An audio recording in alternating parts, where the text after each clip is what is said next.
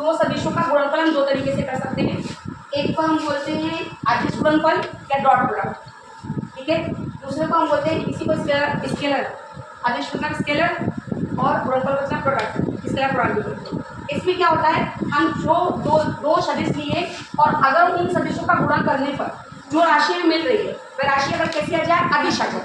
जैसे अगर हम फोर्स हमें पता है वेक्टर क्वांटिटी है, डिस्प्लेसमेंट पता है वेक्टर क्वांटिटी है, जब इन दोनों का प्रोडक्ट करेंगे और प्रोडक्ट करने पर हमें वर्ग मिल जाता है, ये कैसी क्वांटिटी होगी, वर्ग कैसी है, अदिश राशि। तो इस वाले गुणनफल को हम बोलते हैं डॉट प्रोडक्ट। इसीलिए यहाँ पे क्या लगाया, फोर्स वेक्टर और डिस्प्लेसमेंट वेक्टर के बीच में डॉट लगाया है, इसे हम कहते हैं डॉट प्रोडक्ट या अदिश गुणनफल।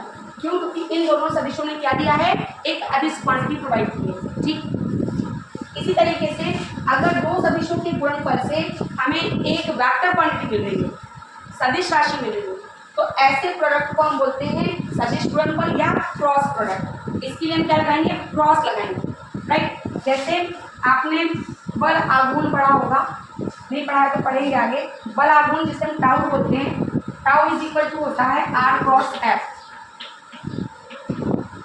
आर जहाँ पर क्या है, पूर्ण अक्ष से डिस्टेंस है और एफ क्या है, फोर्स है। तो यहाँ पर भी देखो, ये भी डिस्टेंस या डिस्प्लेसमेंट है और ये भी फोर्स है, लेकिन इन दोनों के प्रोडक्ट से मिल क्या रहा है, एक हमें सदिश राशि मिल रही है। इसीलिए यहाँ पर प्रोडक्ट कौन सा यूज किया, हमने क्रॉस प्रोडक्ट यूज किया है ना, बुरे का निशान लगाया, जो कि जिसको हम कहते हैं क्रॉस प्रोडक्ट या सदिश गुणनफल। जब दो सदिशों के गुणन से क्या मिले, सदिश राशि, उसे हम बोलेंगे क्रॉस प्रोडक्ट। और जब दो सदिशों के गुणनफल से हमें क्या मिले, अदिश राशि, तो उसे हम बोलते हैं अदिश गुणनफल या डॉट प्रोडक्ट। देखो, दो सदिशों के अदिश गुणनफल को समझने के लिए हमने यहाँ पर ये दो वेक्टर लिए।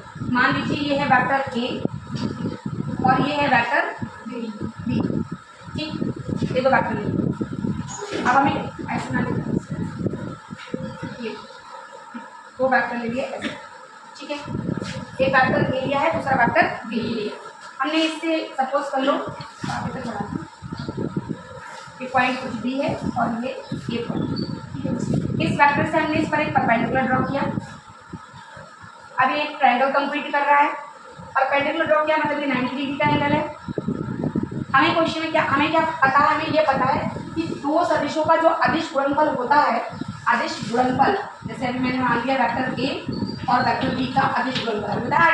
अदिश गुणनफल का मतलब डॉट प्रोडक्ट होता है, ये बताया ना मैंने। तो अदिश गुणनफल किसके बराबर होता है, उन दोनों सदिशों के परिमाण, वेक्टर ए का परिमाण और वेक्टर बी का परिमाण, उन दोनों सदिशों के परिमाण और उन दोनों वेक्टर के बीच का जो कोण है, मान लिया कोण में थीटा है, उस कोण की कोज्या के गुणनफल के बराबर होता है। अगर मैं यहाँ से कोज्या निकालूं, cos थीटा हो जाएगा। यही बोला ना कि दो वेक्टर्स का जो अदिश गुणनफल होता है वह उन दोनों वेक्टर के परिमाण और उनके बीच की जो कोज्या है उसके गुणनफल के बराबर होता है। मतलब vector A dot vector B जो है वह किसके बराबर होगा, mod of A mod of B cos theta के बराबर। मॉड निकालना हमने सीखा है, कैसे निकालते थे, अनुरूप के अंदर ax का स्क्वायर प्लस ay का स्क्वायर प्लस az का स्क्वायर। वैसे बी वेक्टर का निकालेंगे, अनुरूप के अंदर bx का स्क्वायर प्लस by का स्क्वायर प्लस bz का स्क्वायर। cos थीटा हम यहाँ से निकाल सकते हैं। cos थीटा क्या होता है, cos थीटा बराबर क्या होता है, आधार बटे कर्ण, है ना। अब इस वाले एंगल के ये आधार हो जाएगा, तो इसको मैं ओ मान लूँ तो ओ ए आधार हो जाएगा और कर्ण क्या हो जाएगा, ओ बी। ये दोनों हमें पता रहेंगे, हम यहाँ से cos थीटा निकाल लेंगे। क्या समझ में आ गया आपका? अब हम इसे कार्टेशियन प्लेन पे समझते हैं जरा। ये हमारा एक्स एक्सिस है, ये वाई एक्सिस और ये जेड एक्सिस है। मैंने आपको एक्स वाई और जेड एक्सिस पर एकांक सदिश बताया। एक्स एक्सिस की डायरेक्शन में एकांक सदिश को हम रिप्रेजेंट करते हैं आई कैप से, वाई एक्सिस की डायरेक्शन में जे कैप से और जेड एक्सिस की डायरेक्शन में ए कैप से।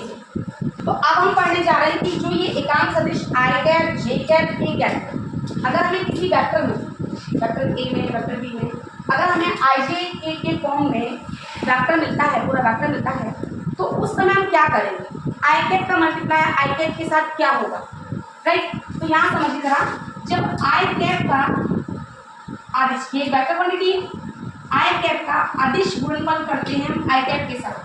अदिश गुणनफल मतलब डॉट प्रोडक्ट, ये भी एक वेक्टर है, ये भी एक वेक्टर, इसको हम कहते हैं एकांश सदिश, इसको भी हम कहते हैं एकांश सदिश। जब आई का आई के साथ डॉट प्रोडक्ट होगा तो वैल्यू आएगी 1। उसी तरीके से जब हम जे कैप के साथ डॉट प्रोडक्ट करेंगे यानी कि अदिश गुणनफल करेंगे तो वैल्यू आएगी 1। वैसे ही के कैप के साथ डॉट प्रोडक्ट यानी कि अदिश गुणनफल करेंगे तो वैल्यू आएगी 1। क्या ये समझ में आया?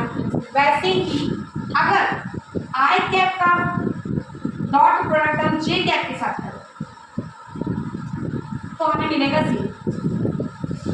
जे कैप का अगर हम के कैप के साथ करें तो भी वैल्यू आएगी 0, और के कैप का आई कैप के साथ डॉट प्रोडक्ट करेंगे तो भी मतलब सेम डायरेक्शन में जो सदिश होंगे आई कैप का आई कैप के साथ तो वैल्यू 1, जे कैप का जे कैप के साथ अदिश गुणनफल 1, के कैप का के कैप के साथ अदिश गुणनफल 1। बाकी किसी के साथ भी करो, आई का जे के साथ, आई का के साथ, आई का के के साथ, जे के साथ, किसी के भी साथ करोगे 0 आना। जे का भी चाहे आई के साथ करो चाहे के साथ करो, क्या आना है 0। के का भी चाहे आई के साथ करो जे के साथ करो, क्या आना है 0।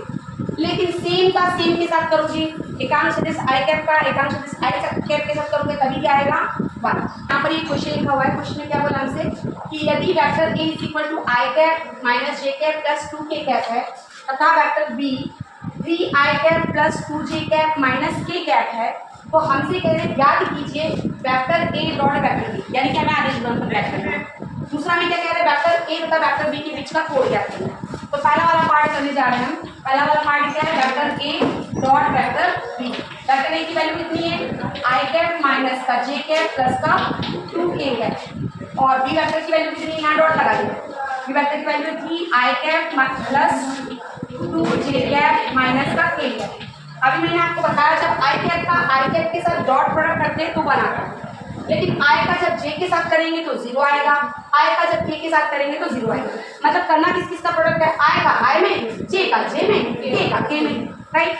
तो देखो जब आई का आई में क्या तो 1 आया और इसके साथ लिखा कौन है 1 का 3 में करोगे तो कितना आएगा 3, माइनस का प्लस में करोगे तो क्या आने वाला है माइनस, जे का जे में क्या आया 1 और 2 का 1 में क्या तो क्या आएगा 2, प्लस का माइनस में क्या तो क्या आने वाला माइनस, 2 का 1 में करोगे तो क्या आएगा 2 और के का के में करोगे तो 1 यानी 1 × 2 माइनस का 2 माइनस के 4 में से प्लस का 3 गया तो कितना बचा माइनस का 1। तो पहला वाला पार्ट हमारा हो गया ए डॉट बी। अब दूसरा वाला पार्ट निकालने के लिए vector A dot vector B is equal to क्या होता था mod of A mod of B into cos theta. यहाँ से हम निकालेंगे, है ना। इसके लिए हमें क्या क्या चाहिए, इस फॉर्मूले का यूज करेंगे और यहाँ से हम क्या निकालेंगे कॉस थीटा निकालेंगे। इसके लिए हम क्या क्या करेंगे, मॉड ऑफ ए निकालेंगे, मॉड ऑफ बी निकालेंगे। चलिए मॉड ऑफ ए निकालिए। मॉड ऑफ ए का मतलब क्या है, देखिए वेक्टर ए आई के साथ क्या लिखा हुआ है 1 का स्क्वायर प्लस जे के साथ क्या लिखा हुआ है -1 का स्क्वायर प्लस के साथ क्या लिखा हुआ है 2 का स्क्वायर। तो क्या हो गया, ये 1 का स्क्वायर 1 -1 का स्क्वायर भी 1 और 2 का स्क्वायर 4 5 6 क्या आ गया आंसर के अंदर 6। ऐसे ही हम किसका निकालेंगे, वेक्टर बी का निकालिए, क्या हो जाएगा आंसर के अंदर बी वाला वेक्टर देखिए 3 का स्क्वायर राइट प्लस 2 का स्क्वायर प्लस -1 है ना, -1 का स्क्वायर क्या होने वाला देखिए 3 का स्क्वायर 9 2 का स्क्वायर 4 और 1 का स्क्वायर 1 तो 9 + 4 + 1 14 यस ये 14 क्या ये क्लियर हुआ है ना।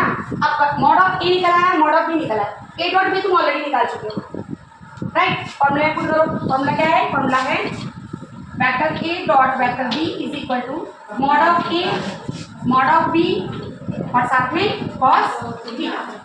ए डॉट बी की वैल्यू निकाली थी आपने -1 आई थी, मॉड ऑफ ए की वैल्यू आई थी √6, मॉड ऑफ बी की वैल्यू आई थी √14 और कॉस थीटा। ये दोनों यहाँ पे मल्टीप्लाई में, यहाँ डिवाइड में -1 अपॉन में रूट के अंदर देखो 6 दिया 14 है 6 × 14 इज इक्वल टू कॉस। क्या पूछा और सॉल्व करना चाहें तो सॉल्व कर सकते हैं।